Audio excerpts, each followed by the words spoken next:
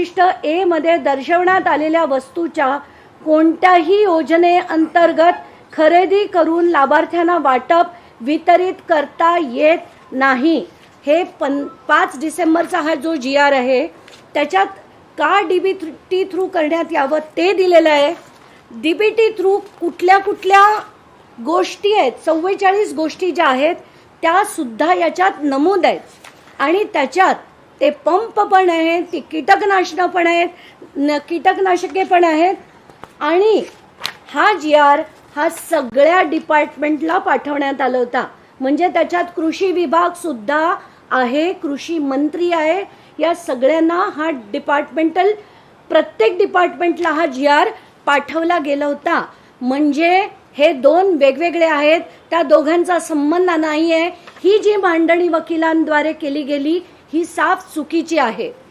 दुसरा महत्त्वाचा मुद्दा क्रमांक 25 मध्ये कोर्टाने लिहिलंय, म्हणजे त्याच्या ऑर्डरमध्ये असं नमूद आहे की we are not able to trace an error.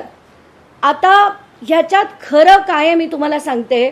ह्याच्यातल्या भ्रष्टाचाराचा जो अँगल आहे तो कुठेही बाहेर आलेला नाही.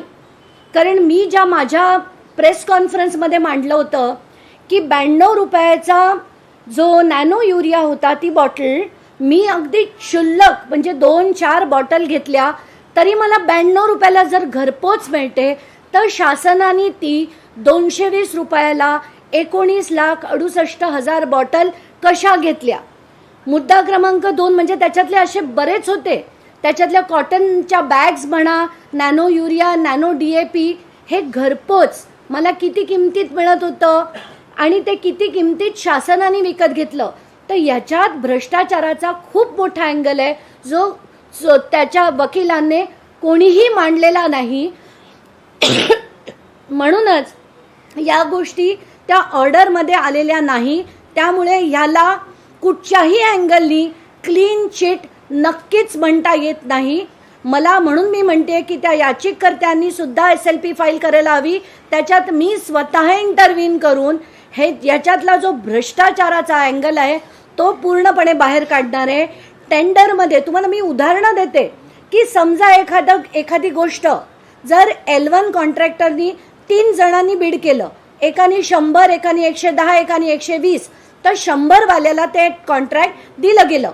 त्यामुळे कायद्याच्या भाषेत हे योग्य पद्धतीने झालं. पण ती गोष्ट जर मार्केटमध्ये 50 रुपयाला मिळत असेल तर हे 100 रुपयाला कसं घेतलं गेलं. आता मार्केटमध्ये ती किरकोळ याच्यात घेतली गेली आहे जर 50 रुपयात, तर 100 रुपयात लाखो बॉटल्स शासनाने कशा घेतल्या. ह्या अँगल्स त्याच्यावर भ्रष्टाचाराचा म्हणून मी म्हटलं हा अँगल चेक करायला नको का. या व्यतिरिक्त जे कॉन्ट्रॅक्टर होते, उदाहरण म्हणून मी सांगते, ते एक ओसवाल कुटुंबानी ते टेंडर कॉन्ट्रॅक्ट भरलं होतं. त्याच्यात कोण होते, नवरा, बायको, भाऊ आणि चौथा, या तिघांच्या ते जे डॉक्युमेंटेशन होतं त्याच्यावर सह्या करणारा CA. म्हणजे ह्या घरातल्याच लोकांनी टेंडर भरलं, त्याच्यापैकी एकाला दिलं गेलं, तर ही टेंडर पद्धत योग्य म्हणता येईल का. पण हे सगळं न्यायालयापुढे आलंच नाही आहे.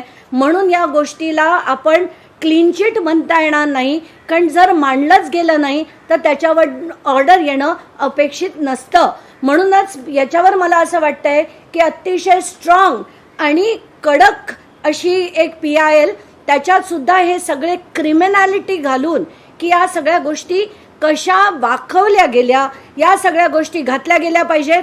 आणि मला मुद्दाम सांगायचं आहे की आत्ताच्या घटकेला, आणि मी परत तेच सांगते की अतिशय आदरपूर्वक मला आपल्या लॉमध्ये खालचं कोर्ट, वरचं कोर्ट, त्याच्यावरचं कोर्ट हे एवढ्यासाठी असतं की आपल्याला जर कुठली ऑर्डर कुठेतरी जर बरोबर वाटली नसेल तर त्याच्या वरच्या कोर्टात अपील करण्याचा अधिकार हा आपल्याला लोकशाहीत दिला जातो. आणि त्याप्रमाणे मला असं वाटतं की याला आत्ता चॅलेंज करण्याची गरज आहे.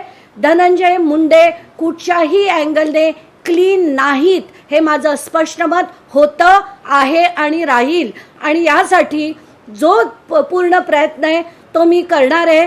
कायद्याच्या आता सुप्रीम कोर्टात योग्य तो निर्णय होईल अशी मी अपेक्षा करते. धन्यवाद. आपल्याला काही प्रश्न असतील तर विचारा. धनंजय मुंडे म्हणतात सत्यमेव जयते. मला ह्या असले जे डायलॉग कोणी मारले ना, सत्यमेव